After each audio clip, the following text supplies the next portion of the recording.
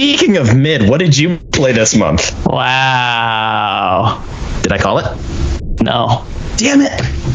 Uncharted 2 Among Thieves was developed by Naughty Dog and published by Sony originally on the PlayStation 3 in October of 2009, 2 years after the first game. The story recap, ripped right from the fandom, reads, set 2 years after the events of Drake's Fortune Among Thieves, set 2 years after the events of Drake's Fortune Among Thieves follows Nathan Drake and Chloe Fraser as they search for the entrance to the lost city of Shambhala and the fabled Chintamani Stone in a race against Serbian war criminal Zoran Lazarevic and his army of mercenaries. The game starts with one of the most memorable set pieces ever. Nate comes to hanging from a train that is hanging from a cliff, and he has to climb the train quickly before it slides off the cliff. It's all I could think of during the last Mission Impossible movie when they basically do the exact same stunt. It's a really fun, intense set piece. After introducing the plot and the characters, there are several backstabs that keep you, the player, always guessing how long Nate's friends will stay his friends before betraying him for their own selfish interests, thus the game's subtitle. Elena is not included for a good bit of the game. Instead, Nate is chummy with Chloe. A sex scene is definitely implied. While I don't mind the idea that Nate is a man slut, a la Indiana Jones, I really like his relationship with Elena and how it matures over the end of this game and the rest of the series. I also really appreciate the visuals of this game. Set mostly in Tibet, there's a lot of snow and ice, which is very different from the jungle setting of the last game. There are vivid colors in a lot of the levels, from the paint on the architecture or just colorful signs and flags. This game is really vivid, and I really like it. The camera controls are better in this game. The reticle is much easier to guess the placement of when switching from over Nate's shoulder to aiming, making quick scoping easier than the last game. Admittedly, character models do look better, but I think Nate's face looks kind of doughy, kind of consistently. Besides that, the normal animations of running and climbing and shooting are a lot smoother than the janky ones in the last game. For sound design, voice acting is top-notch again. Chloe's voice actress, Claudia Black, is great for a new character. While we don't see Chloe again until The Lost Legacy, which is Uncharted 4's weird spin-off DLC sort of game, it's really cool that it was the same voice actress almost 10 years later. Sully gets sidelined in this game, which I didn't remember and I found kind of weird. He's just like, nah, this is too wild for me, fam, and just disappears. I don't know what was up with that. I didn't find anything behind the scenes, but he's hardly in it. Which is too bad because I really like his voice. Guns sound cool, blah, blah, blah, partially because I'm in an apartment complex and also because I'm playing at 1 in the morning. I had to turn the volume down during big action scenes because the gunfire felt really loud. I don't think it's an actual volume thing. It could just be my special audio sensitive brain, but the gunfights felt loud and oppressive. Not a negative or positive, just part of my experience. The music in this game is just as amazing and recognizable as the first game. It's exciting and also unique to this game, I think, because of its setting. Tibet makes this game so distinct from other games in the series, and the music really helps distinguish this game. Gameplay. This game is slightly longer than the first game. There's a couple more chapters and they seem a bit longer as well.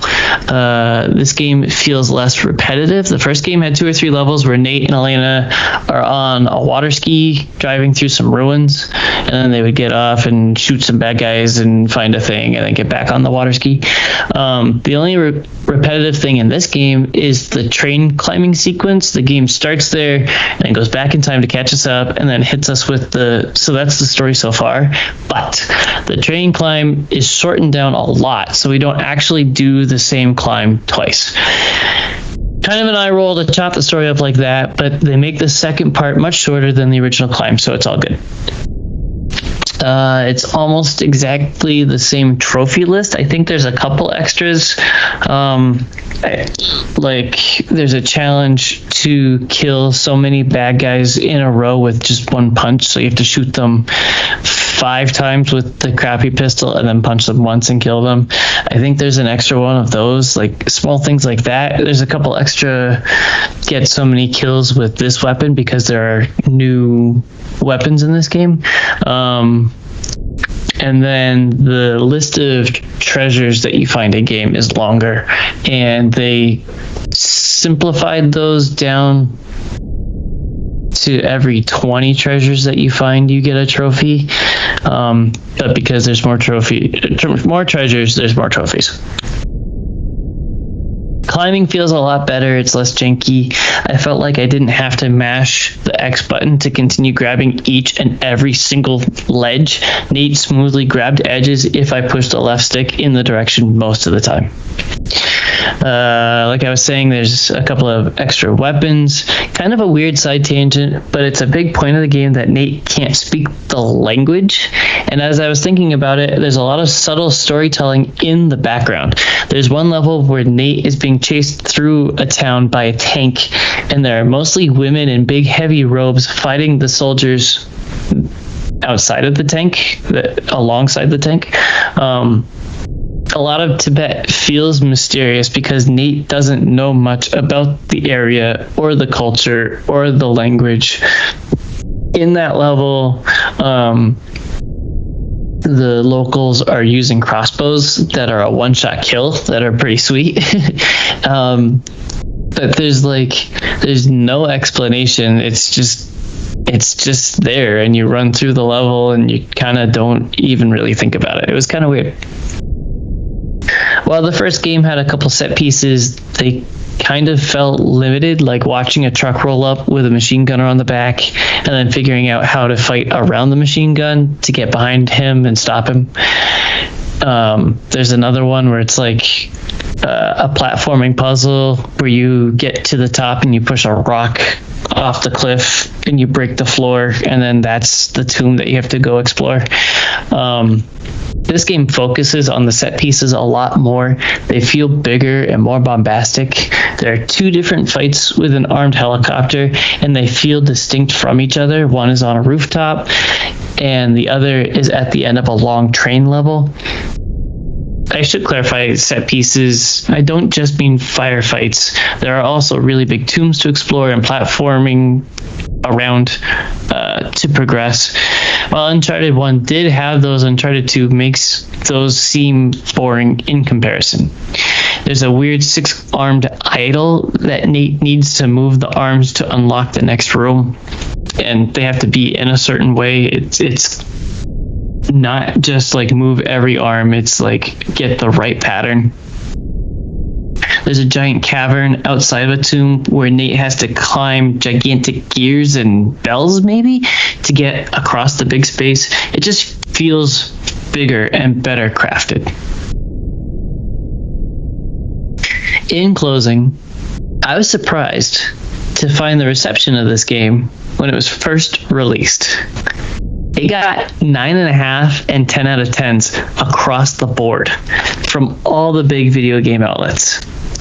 It's incredible to me to go through this series again because I'm confident. My initial reaction was that the series gets better with every entry. So far in this review series, Uncharted 2 is definitely better than the first, which is already pretty great. I don't think I could give it a 9.5 out of 10, but it's definitely another great game in a fantastic series. We love to hear a man slut winning.